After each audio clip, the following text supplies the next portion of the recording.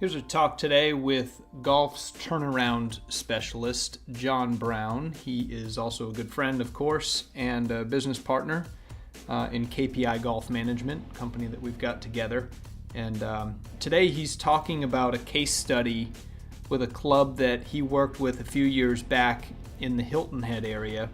And it was a private club that was really struggling. And John talks about some really creative solutions that they deployed there and a little bit as to what went into the execution of those ideas, achieving buy-in with club membership and ownership and executing the whole thing from beginning to end. So real cool turnaround situation there for a great club in Dolphin Head, and I hope you guys find it valuable. This is the Golf Essentials Podcast with Casey Borg. Talk about a club that a lot of people who have visited the Hilton Head area of South Carolina have probably played. It's called Dolphin Head Golf Club. It's Dolphin Head's been around since the early 80s. Was a private club for just about all of that time.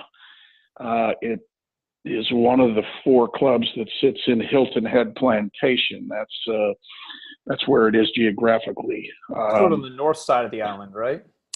Yeah, that's right. Yeah, sort of the closer side to Bluffton, South Carolina, the bridge and out of town. But quite frankly, it's a Gary Player's signature golf course. Very good layout. I think one of Mr. Player's best, and it was a very successful private club for a long time, many years, probably from 1983 right up until, I guess I was part of the acquisition team with Brown Golf, my former company, probably 4 years ago now. And at any rate, it was an interesting thing how this whole thing came down and what the process was. So I'll talk through it a little bit. Like many private clubs in many markets, Dolphin Head was, one of the middle tier private clubs in the marketplace. Mm-hmm. We have some high-end clubs here in this Hilton Head market, like Long Cove and Colleton River, that are pretty well established and somewhat bulletproof to the economy changes. And then there's the whole other group of private clubs that are down here, of which Dolphin Head was one of them. And it's just a golf club, no other amenities, no tennis, no pool, anything else. But it, over the years, was a very successful private golf club. And like a lot of these private clubs over the years, the attrition of a membership that's aging out, and you and I have talked about that on a number of different occasions, Casey. Sure. So the attrition factor was a big one. They started losing members. They weren't real prepared to tackle the marketplace as it truly existed at that point in time to market to folks that might want to join a club like Dolphin Head. And as a result of it, they took the road of assessments. So they started assessing the current members and like a lot of these things and those kinds of situations where the economy's digging in and you've got attrition of membership, and now you start assessing, the next time around you lose a few more, and then the next time you assess, you lose a few more. And suddenly the third time, more or less. Yeah. And suddenly the third time you do it, you're pricing yourself out of the market, and you're actually the assessment has, instead of adding money to your coffers, you're losing money when you do it. And Dolphin Head was in that kind of position when they approached the company, my former company that I was a CEO in, and didn't ever really put the club up for sale. They approached us because we were big in the marketplace here then. We had, I think we had 6 clubs here in the market at that point in time. And they never really put the thing up for sale. They just had an exploratory committee that wanted to explore, well, if they sold it to us, you know, how would life be there in the future? So we got really digging into this thing, and, you know, they had a price in mind, and of course, the price in mind that they had was not realistic for the condition that the club was in financially at that point in time. Because that's a real transient market too, right? I mean, for a private club, there's only so many bodies that live there full time, I would think. Well, that's right. It's a transient market. There's more, and interestingly enough, the older that the members become, the less transient they are. But that's also the time when they're starting to drop out of the clubs. So, you know, that becomes a two-edged sword, if you will. And Dolphin Head was a place that was in real trouble. So my first job with this exploratory committee was not so much even to let them know that we were interested to purchase the club. My job was to educate them in exactly how deep into the toilet bowl swirl they really were. Yeah, right. Okay. Okay. I mean, the assessment, the old assessment toilet bowl swirl. That's right. That's right. They were about to be flushed. Yeah. And you know, and those are real problems. So we got through to them, had a couple of really intelligent folks on that committee that I just totally enjoyed working with. I'm not going to mention any names here, but had some really sharp people there. And they got the picture really quickly that we're in really deep trouble. And so what I did at that point is I went to work on really analyzing their data. And Brown Golf, we got into the data analysis piece for that particular club. And I did a lot of this on my own because I was in the market here. As you well know, I live in this market. So yep. We got into that really heavily. And interestingly enough, you know, they had done a pretty good job, as you might expect, of monitoring all of their line items and the cut piece. But as you and I have talked about 100 times, Casey, you can't be successful just by cutting. Right. There've got to be other ways that you generate the income side so you can stabilize what you currently have and start to thrive again on the other side. So they had done a pretty good job of analysis with that, and that became obvious to me in our data research of their budget and of their processes related to their expenditures. What they've done an awful job of, and they didn't do really anything related to this, is analyzing the marketplace, determining what the cost factors in that marketplace to generate new membership needed to be, and to really understand how the play, numbers of rounds of golf that actually occur at Dolphin Head were generated. What days of the week, what times of the week, and so on. So we got into this really heavily, and I put together a proposal to this committee that basically, you know, was a hybrid. And hybrids, you know, have become popular since then to some degree.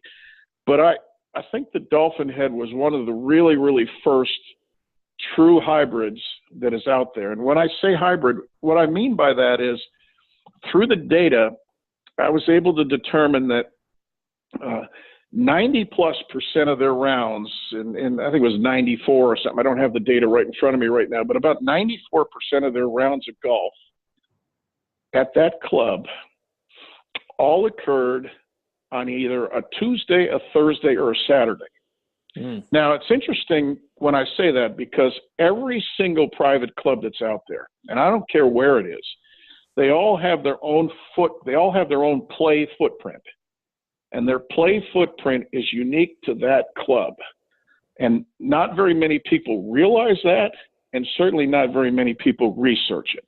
Gotcha. Well, I researched it at Dolphin Head, found that out, and what we did is we created a proposal to this committee that, listen, I'm going to buy your club at this price because this is what it's worth. It isn't worth any more than that. And I laid all that out for them, got them understanding the numbers, got them understanding, set them up with some other people that were buying and selling golf courses or that were selling golf courses at the time, and had them really understand the numbers that I was throwing back at them that we were willing to pay for that facility were fair.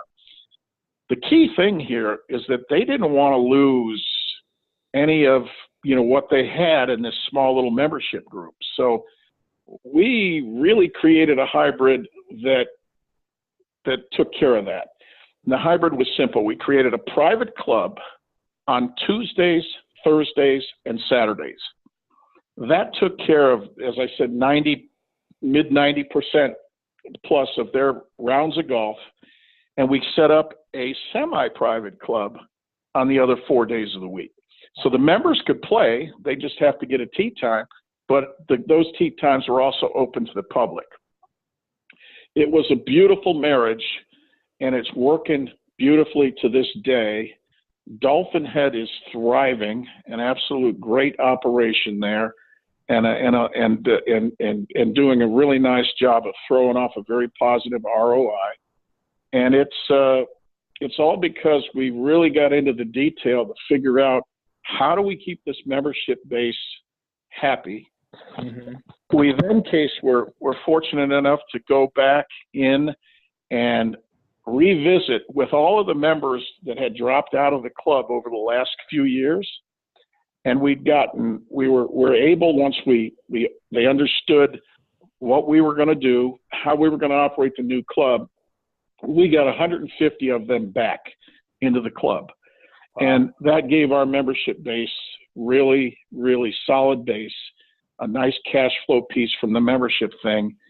And the semi-private operation also provided green fee revenue, and the overall total revenue at this facility went way, way up right off the bat.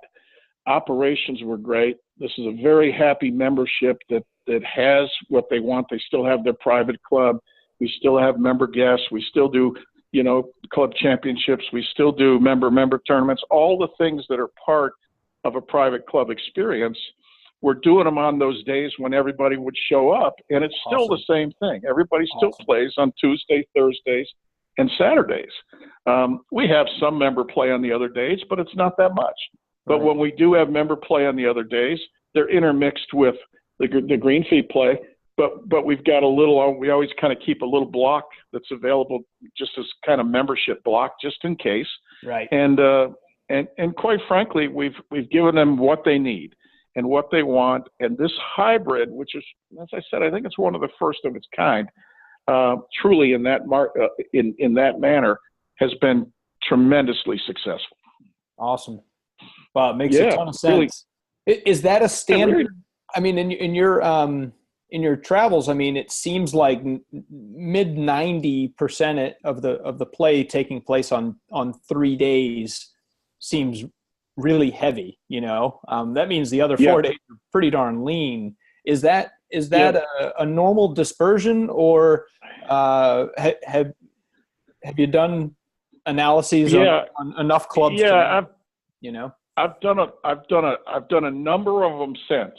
And it's really, really interesting. As I said earlier, every single club that's out there, every private club, has got its own play window, and they are specific to that club.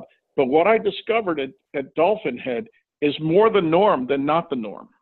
And and quite frankly, you might add a day to it. It might be a 4-day thing down in a resort area where it's year-round golf or something. But you know, again, in the Northeast where private clubs where guys are still working, you know, that window becomes Friday, Saturday, Sunday kind of thing. Right. You know, but it's much more the norm than not the norm. And this particular type of hybrid with the right kind of research could be done in a lot of places. It really could. Yeah. We were fortunate to buy Dolphin Head at a really good price because that's all it was worth at that point in time. And it's a high value facility now. And it's a facility that's throwing off a really lovely ROI. And quite frankly, it's got a really happy group of members there. Now, we did some things from a personnel perspective that are really, really important too. And they're going to seem minuscule to certain people, but were really important to me because the people part of golf is still there. It's always going to be there. And you've got to staff your facility in the right manner to deal with that. So I put a great golf professional, but I put an old school golf professional in there. A guy who really, really takes care of the membership, you know, is very close to the membership, knows everybody inside and out by name, and is just old school related to tournament ops and all the things related to private club operations. They love this guy. They absolutely love this guy. The worst thing I could have done in there is if I put, you know, a very young golf professional in there who was just, you know, all teched out with just the technology part of golf ops and really didn't understand the people part of it. Yeah, wouldn't be able to identify with the members that were there that were seeing this big shift in their club, right? The professional who could identify with those people could definitely smooth that transition, I would think. It was, you know, I think that the hybrid piece of this thing was brilliant, but I think the staffing piece was maybe even more brilliant because, you know, we put the right people in there. And you know, just like there's horses for courses on the PGA Tour, there's horses for courses and course management too. And there aren't enough companies out there that recognize that and still understand the value of the people experience and the value of what an old school golf pro in certain situations can, and director golf general manager type can bring to your facility. And Dolphin Head is a prime example of that. Well, things like this, we talk about stuff like this, and you know, in principle, it makes a ton of sense. It seems very simple and obvious in hindsight, but the devil's in the details with the execution of these things. Golf courses are social animals. They are intricate, and you know, I give you credit for, you know, not only coming up with the ideas, but the execution of pulling that off over the course of a year or so's time, and having it come out the other side a win doesn't happen by mistake. Yeah, no, it was a thing of beauty. That really was. And, you know, I don't want that to sound on the arrogant side because I don't mean it that way. But but it really was and is, you know, a wonderful operating club. We put the right people in there. Now, on the other side of that, you know, I told you about the director of golf. Well, I put a very young, hungry superintendent in there, very tech-oriented, very oriented to, you know, all of the latest procedures related to agronomic practice. Mm-hmm. And this young guy has just blown it out of the water. The golf course is in as good a shape, and I'll say equal to the best that's down here in Hilton Head, in the Hilton Head market. The course conditioning there at Dolphin Head is superb. So again, horses for courses. I knew this young guy was ready, and you know, we actually stole them from a place, and that's part of business sometimes too. Yeah. A better deal. Yeah. Yeah, that's the way it works sometimes. And but quite frankly, I'm it's really. You brought it up earlier. This seems like a simple thing, but the detail is, the devil is in the detail, and quite frankly, you got to get the detail right, or you're going to see the devil, and that's not cool. So, so we really did a pretty good job of that. And but could this be done again? It can be done in almost any single marketplace. You just got to understand exactly what it is you got to do. Yeah, you got to dig up the data, and you got to learn about your own club and the tendencies and the play patterns and your market that you're in, and then you can make these informed decisions. Otherwise, you don't get the buy-in from this membership if you don't have this data. That's right. That's right. They just tell you no, we wouldn't every day of the week. Yeah, because they had no idea. We wouldn't have had any buy-in from them. In fact, we couldn't have bought the club. I mean, I had to convince the committee first through the process and through the proposal that I made to them, because they were going to go to somebody else next and have them make a proposal. Well, they never got to the second guy. Yeah. Because, we really, my piece of this thing really dug into this and got us in front of front and center with this committee, where they made the right choice of calling us first, and they never called anybody else. And we went on and made the deal and bought the club, and it's been happily ever after since, with that particular situation. They just they had no marketing program. They weren't in the game anymore. They weren't in the game anymore from a marketing perspective to gain membership. They were only losing members.